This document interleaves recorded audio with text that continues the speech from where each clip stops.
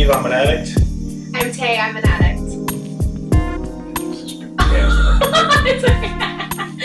I love that you're saying sorry. Love it. Go. I'm Steve, I'm an addict. I'm Tay, I'm an addict, and this is Chaos in Recovery. This is a podcast aimed towards mental health and addiction and in a chaotic world. I don't get start over. We got this. We're good at this. I'm Steve, I'm an addict.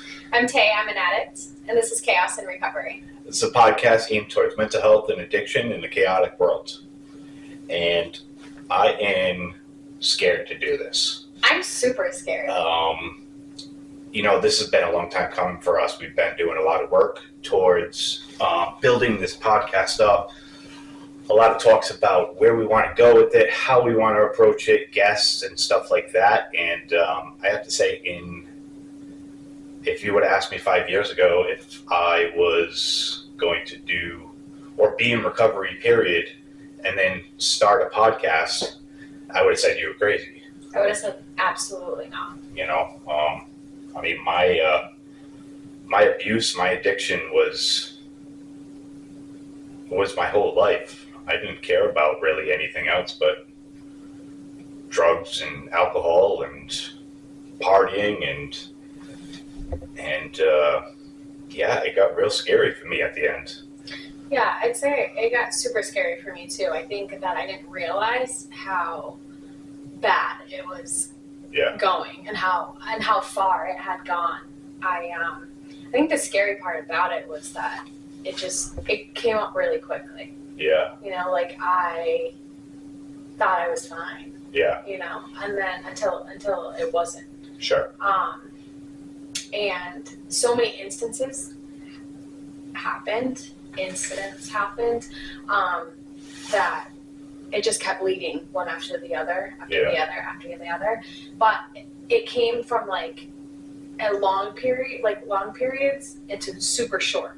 What? Like the consequence type consequences, deals? Yeah. Right? So, it's like it goes from one night to getting blacked out drunk to continuously, every other week, every other month, every other weekend. Yeah. But I was in the restaurant industry, so it was normal. Yeah. Right? At least I thought it was normal. Yeah. Drinking on the job. Drinking after. Yeah, right. Yeah. And then I think it slowly started to turn, and I think it's important to say this, that after I had my son. Yeah. And because then I became like a stay-at-home mom. Yeah. And I thought it was like, oh, well, that's what we do, Yeah. You can be a stay-at-home mom, you can drink and, get shit done still. Yeah. But then it just became like a normal thing for me. Yeah. And it wasn't normal. Right. Yeah, I had a tough time my entire life, really. I mean, I knew I was an alcoholic and an addict from a very young age, maybe 18, 19. I knew I had a problem. I always covered the problem up with, I'm young, I'm allowed to party, I'm allowed to get drunk and go have fun with my friends at a bar or a club or whatever, but my addiction slowly led into, more heavier things, cocaine, meth at the end, and it got to a place of isolation where I didn't want to go out and party anymore.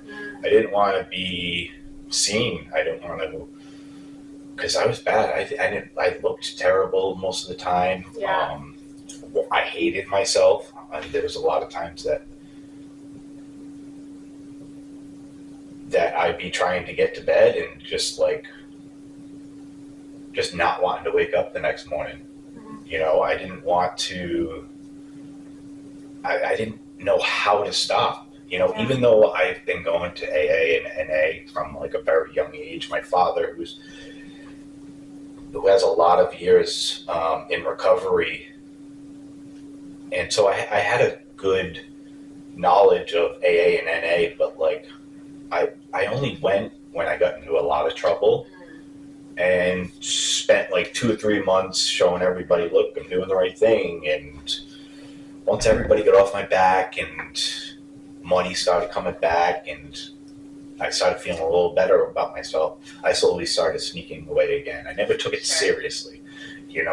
But once again, the age thing was always a big problem for me, you know, being in my 20s and having the thought of how am I going to talk to girls without being drunk? How am I going to be respected by other people if I'm not the life of the party? You know, I always based my happiness and my social standings off of what other people thought of me. And in reality, I didn't know what other people thought of me. I just kind of assumed what they thought of me. Sure, yeah. And so it was just like that deadly cycle that I didn't know how to get out of. Yeah, I think a lot of us drink or use because of just feeling that sense of comfort, you know, like of wanting to feel like, I don't know, for me it was, I wanted to belong. Sure. You know? Like the acceptance part. Exactly. Yeah. Exactly. Accepted, like being accepted, being liked, being popular, having the most friends, you know. Right. And I think that really like got to me and like took a whole toll. But it did start young though. Yeah. Right. It started very young for me. Right. And like then, the acceptance thing. Sure. Yeah. Or like the validation thing. Always wanting to be like. Yeah. Prove myself that I was that certain caliber of person. Yeah. You know? I think like once middle school hit, it was like the popular stage. Oh, yeah, like sure. I was popular in middle school. Yeah, I mean, let's think about it. Like that's sixth, seventh, eighth grade. Yeah. Like that's to feel that energy and to Right. feel that sense of like, oh my gosh, I have all these friends. Yeah, you know, it's like it's a great feeling. But to have to carry that throughout your life is really like draining. Right. You know, and then once I hit, you know, I think I was around like 8th grade I hit, and I started to see changes in myself, and my friends started changing, and then I was like, oh my gosh, I'm not the most popular one anymore. You know, so then I was like, okay, well I have to go rebel now. Right. And I have to go do all these things to make it seem like I can still be cool. Right. And then, but they weren't cool, you know? And when I hit like the freshman year, I like lost all my friends because I was going in that rebellious stage, and everybody else was going into like the sports stage. You know, even though I played soccer growing up, and I was on a great team, and I was super athletic, I just kept having it in my head that I had to be popular. Yeah, of course. And I had to do everything I had to do to keep that role. Were you a good student in school? No. Oh my God, I was like no, but I think that plays a part in it though, because like never. No, like never. Never. But I think it plays a part in it because I did have like I had classes, so I had to like play a stigma, right? Like or there was a stigma going around, but like I had to play a part where like I was in like the special classes. Yeah. Because I have a learning disability. And I had to like walk down the hall to pretend I was going to the history class that everybody else was going when really I was going into the special ed. Oh yeah. Area, oh okay. Right? Like so that was it was a facade. Sure. And it carried throughout my whole entire fucking like childhood. Right. Which is so it's so sad to like think about that, right? To think about that you have to play somebody that you're not. Yeah. See, for me, I was like at a very young age, like I was always good at school, like on a roll, like everything. And then once I got into like maybe 7th grade and like realized that like popularity was a thing for me and I needed to achieve a certain popularity to feel good about myself. Like I found weed. And like weed kind of opened the door into being in a certain friend group and being accepted in that friend group. Yeah. The second I started smoking weed, I didn't care about school anymore. Yeah. You know, because I found acceptance by getting good grades in school and validation from teachers. Like I felt good that like I was top of the class all the time. And like I was something then.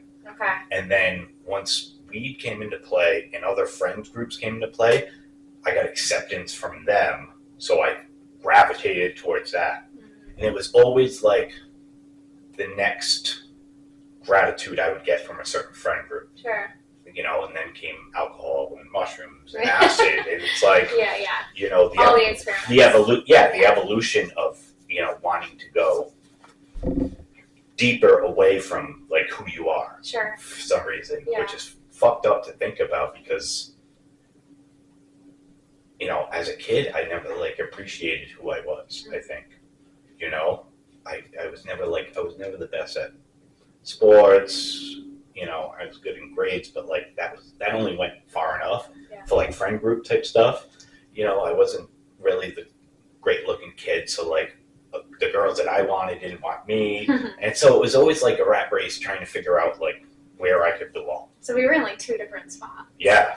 Which is funny because, and I think about this a lot, that when I go back to like my 8th grade year, I had a boyfriend, right, who was also like the popular kid. Yeah, sure. And stuff. Yeah. But and we had a great group of friends. Like we were just, I don't know, it was great. It was so fun at the time. Yeah. But when he started smoking weed in 8th grade, I was pissed. Oh yeah. And I was like, I'm pretty sure that like, which is funny that I think about it now because I was so mad at him for smoking weed because it just wasn't. I was the soccer player. I didn't want. I drank, right, like occasionally, like as much as you can when you're a kid. 8th, 9th grade. But 8th, 9th grade, whatever. Yeah. But like I was so mad when he started smoking weed. Why? I have no clue. Yeah. But it was just a thing, and maybe because I was like, oh, that's like really bad for you. Was it kind of like, why aren't you including me? No, I think it was like you're a shitty person. Oh shit! And then I like changed. just because of stigma. I think it was the stigma because sure. I don't know, maybe I didn't understand. Obviously, I didn't understand that at the time. But like for him doing it, like he just loved to do it because he was a skateboarder. He hung out with his friends and all that stuff. But I hated it, and that drove us apart. And then he broke up with me because I didn't like him doing that. Yeah. And that's when like my world changed. Yeah. And that's when I like lost all my friends, pretty much. Why? Because then I started to hang out with like much older people. Okay. That was like very irresponsibly. I don't know. No, it was just not even irresponsible on my part. It was irresponsible on their part because they were like not the age that they should be hanging out with 14-year-olds. Yeah. Would you catch my drift? Yeah, But I think I was trying to find myself. Yeah. And I couldn't get to that point where I'm like, I don't like the whole weed smoking thing. Yeah. Like, so, but I really wanted to, right? I wanted to try it. I wanted to like be part of the cool crew, but I didn't find myself being interested in that yet. Yeah. And then like I rebelled and hung out with like older people, and that got me in so much trouble. Yeah. That like, and that's where like it really all like at home trouble too. Oh yeah. And stuff. Yeah. Like the person I was hanging out with, like eventually, like we'll get into this, but like I ended up having to get a restraining order on that person. Like my parents were like. How much older was he? It was a she. Oh. Okay. And interesting. yes. Yep. And how much older was she? I want to say, just because like I'm going back on this time now, like, and I'm trying to think about really how there was like multiple ages that she told me that she was. Oh, okay. And it wasn't. Cool. Yeah. Love that. And it wasn't. It's so fucked up, like thinking back on it. But I want to say she was like said she was 19 at the time. Yeah. Or she was like, I don't know, 18 at the time. So 4 or 5 year difference. Sure, but she really wasn't. She was like 22. So like it was very inappropriate. Yeah, I love that. And it was so fucked up. Yeah. But and right off the bat, my parents had told me, and of course I'm 14, right? Yeah, so I'm like, fuck you, I hate you, you know, like. But super they're rebellious like, stage. I don't want you hanging out with this person. Blah, blah. I'm like, no, she's a good person. Yeah. Like she's going through a lot. She had told me that her dad was sick with like cancer and like all this stuff. Like it was a very toxic thing. Yeah. And that like. And then obviously we'll get into this too, but I ended up going to boarding school after my freshman year of high school. Okay. And I moved away. But that was like at a breaking point of mine where I was like, I need to leave or I have no idea where the fuck my life is going. Yeah. And thank God I did it. Right. Thank God. I don't know. It was crazy. Yeah. So me and Tay met at an outpatient program maybe about 3 months ago. Yeah, that's when we met. In January. And so, me personally, we kind of come from two different recovery backgrounds. I know me, I've been going to AA and NA meetings since I was 18, been going to rehab since I was 25. And once I had picked up and found meth the last 5 or 6 years, I could not stay sober. I was detox after detox after detox, rehab after rehab. I can't even remember how many of each. And so I had been to this outpatient program maybe like 5 or 6 different times, relapsed every time. But this time, just like every other time I get sober, I learn a little bit about myself. I meet new people that, for lack of a better word, are like great cheerleaders for me. And like the love that you get that's unconditional from another addict or addicts that are suffering just as hard as you and just want to see you do better and don't want to see you fall back into place. I received that love this time around going back to that outpatient program. And, a big part was Tay and a few of us select friends that we both share. And so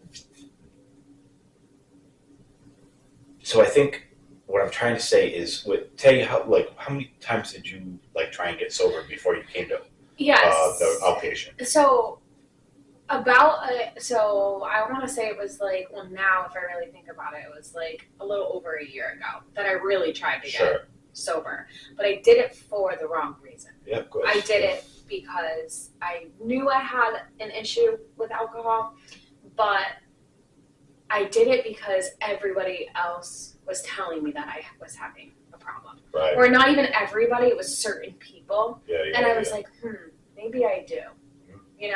And I was like, well, let me think about it in my head realistically, but I did not want to wrap around the fact that I had a problem. Of course. Yeah. And was it an ego thing? Probably. Yeah, of course. Or it was a thing it was almost like this is how I say it is, when you have a kid or you are a kid and that the parent or you tells that kid, you can't do something. Sure. I want to do it 10 times fucking more. Right. And that's how I felt. Yeah. But this time is completely different because I wanted to do it. Because I was so close to losing so many things, and I did lose certain things. Of course, that were so important to me. Yeah. And it was that was my rock bottom, was when I lost something that meant pretty much everything to me. Yeah. And I didn't realize how much it meant to me. And then I was like, fuck. Yeah. Where is my life going? Sure. So to answer your question, this is my first time trying to get sober. Really putting in the right effort and stuff. Right. And I see you putting in the effort. Thank you. You have a home group. You have a job in your home group. You go to many other meetings. And, I think both me and Tay wanted to start this podcast to, one, keep us sober. To keep us always having the conversation of recovery, but also having the conversation with other people who are going to be our guests in future episodes and listening to their struggles and reminding ourselves of how deep, dark it fucking gets. Yeah. When we're not constantly worried about our mental health and our personal growth in life. And because I can go back there like that. Oh, yeah. I still think about smoking meth every day. And I still think about not really much as drinking, which was my first love too. Yeah. Was it? I was going to ask. Yeah. Alcohol and cocaine were my first loves. I was fucking invincible. I was the party person. I loved the attention. It was everything I wanted in life. Yeah. I felt like I could be myself. Yeah. That's how I felt with alcohol. I just felt like it totally brought me into a happier state, but in reality it didn't. Right. right? Like, because I didn't have I didn't love, I mean, I've tried the drugs, I've tried them all, but I didn't love that. Yeah. So, like, my thing was, like, the feeling that I got on alcohol is the thing that I, like, really wanted to feel. Yeah. But I didn't have it for anything else. So, like, alcohol's always been my thing. Right. That I just feel more happy on. Yeah. More confident. I think it's more confidence, actually. Yeah, because I wasn't comfortable with the person I was as a child. Sure.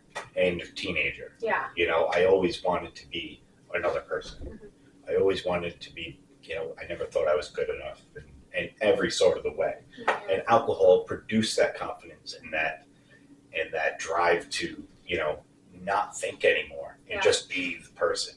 Absolutely. And, you know, and then after I started partying, you know, stopped going out to clubs and bars and stuff like that. It was at home isolation use. Oh, yeah. And then the addiction just kept on rolling, and there was no stopping it. Yeah. You know, and but today, what's your sobriety date?